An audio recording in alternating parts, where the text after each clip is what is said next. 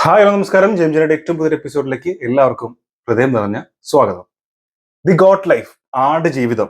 ഇതിന്റെ ട്രെയിലർ ആദ്യം ഒരു ലീക്കായിട്ട് വന്നിട്ടുണ്ടായിരുന്നു. ഇപ്പൊ എന്തായാലും ഒഫീഷ്യലി അവര് 12 മണിക്ക് തരുമെന്ന് പറഞ്ഞു. അത് പിന്നെ കുറെ നേരം കഴിഞ്ഞിട്ടാണ് വന്നത്. ഇപ്പൊ ഞാനും കുറച്ച് ലേറ്റ് ആയിട്ടുണ്ട്.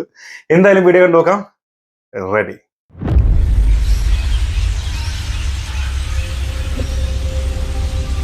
Visual romance.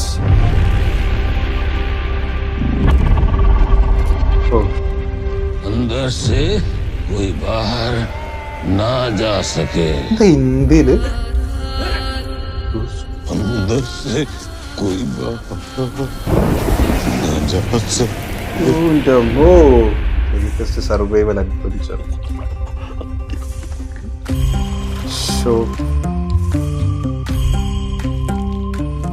സൂപ്പർ ഫ്രെയിംസ് ആണ്. പൃഥ്വിരാജ് സുകുമാരൻ, എന്റെ മോനെ അഭിനയം.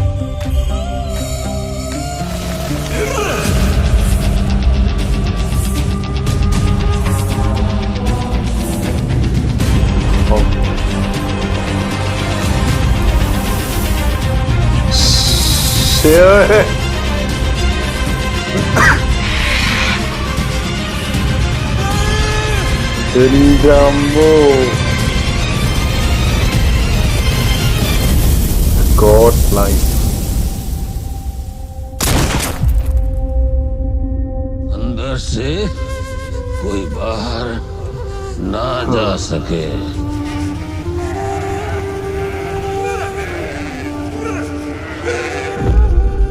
മാർച്ച് 28 മേ ബി നമ്മുടെ മഞ്ഞുമൽ ബോയ്സ് പറഞ്ഞ പോലെ സീൻ മാറ്റും.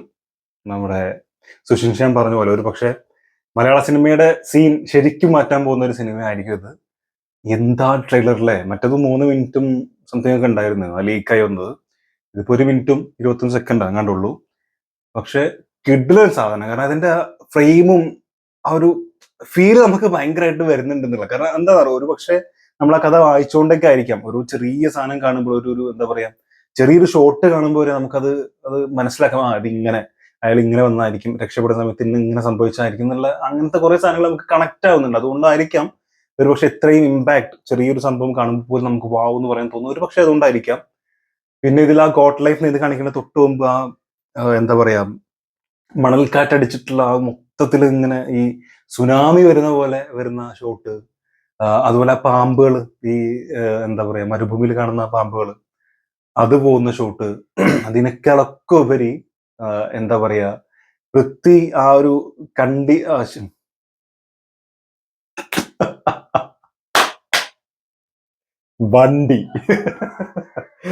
വണ്ടിന്റെ ഫ്ലോ അങ്ങ് പോയി.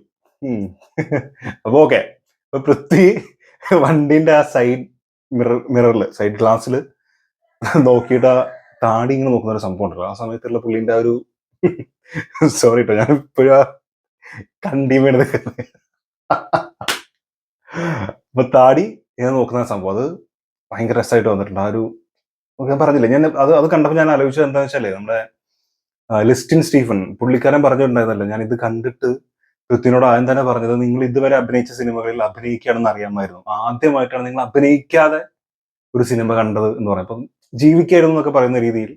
സോ എനിക്കത് ഭയങ്കരമായിട്ട് തോന്നി. ഒരു പക്ഷേ അദ്ദേഹം ചെയ്തിട്ടുള്ള സിനിമകളിൽ നിന്ന് വളരെ ഡിഫറെന്റ് ആയിട്ട് നമുക്ക് വളരെ റിയലിസ്റ്റിക് ആയിട്ട് തോന്നാൻ പോകുന്ന ഒരു സിനിമ 95% മിക്കവാറും ഇത് ഈ സിനിമ തന്നെ ആയിരിക്കാം.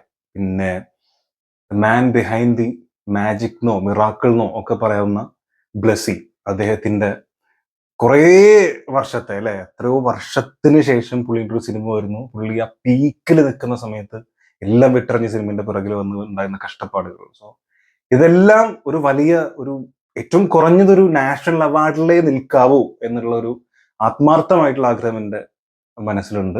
അപ്പോ പിന്നെ പറയേണ്ടത് ലാസ്റ്റ് എൻഡില് ആ മ്യൂസിക്, AR റഹ്മാൻ മാജിക്, ആ ഫ്ലൂട്ട് വായിക്കുന്ന ഒരു ഭയങ്കര, അത് ഞാൻ ഇതിനു മുമ്പ് ട്രെയിലർ കണ്ടപ്പോഴും ഒക്കെ ആ ലീക്ക് ആയിട്ടുള്ള സംഭവത്തിലും കിഡിലായിരുന്നു. ആ സമയത്ത് പെട്ടെന്ന് നമ്മുടെ ഉള്ളിൽ ഒരു വാം ഫീൽ വരുന്നുണ്ട്.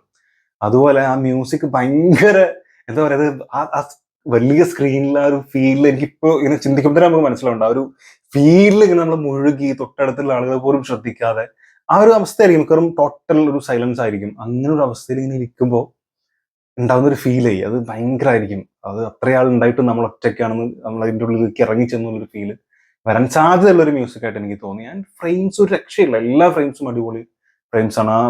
ആ ആടിന് വെച്ചിട്ടുള്ള വെള്ളത്തിൽ ഇരുന്ന് കുടിക്കുന്ന സാധനം നമ്മൾ കണ്ടത് പൃഥ്വി. അപ്പോൾ ഓവറോൾ ഒരു പൃഥ്വി മാജിക്കും കൂടി നമുക്ക് ഇതിൽ കാണാൻ പറ്റുമെന്ന് വിശ്വസിക്കുന്നു. എന്തായാലും എനിക്ക് ട്രെയിലർ പേഴ്സണലി ഭയങ്കര ഇഷ്ടമായി. ഞാൻ ഇടയിൽ പറഞ്ഞ ആ വാക്കൊഴികെ ബാക്കിയെല്ലാം ഇതിൽ ഓക്കെയാണെന്ന് വിശ്വസിക്കുന്നു. അപ്പോൾ നിങ്ങൾക്കത് ഇഷ്ടപ്പെട്ടിട്ടുണ്ടെങ്കിൽ തീർച്ചയായിട്ടും ആ വാക്കൊഴികെ ബാക്കിയുള്ള കാര്യങ്ങൾ ഇഷ്ടപ്പെട്ടിട്ടുണ്ടെങ്കിൽ തീർച്ചയായിട്ടും കമന്റ് രേഖപ്പെടുത്തുക. മാത്രമല്ല ഒന്ന് സബ്സ്ക്രൈബ് ചെയ്ത് സപ്പോർട്ട് ചെയ്യുക, ലൈക്ക് ചെയ്യുക, ഷെയർ ചെയ്യുക. വീണ്ടും കാണാം, കാണുന്നവരെ.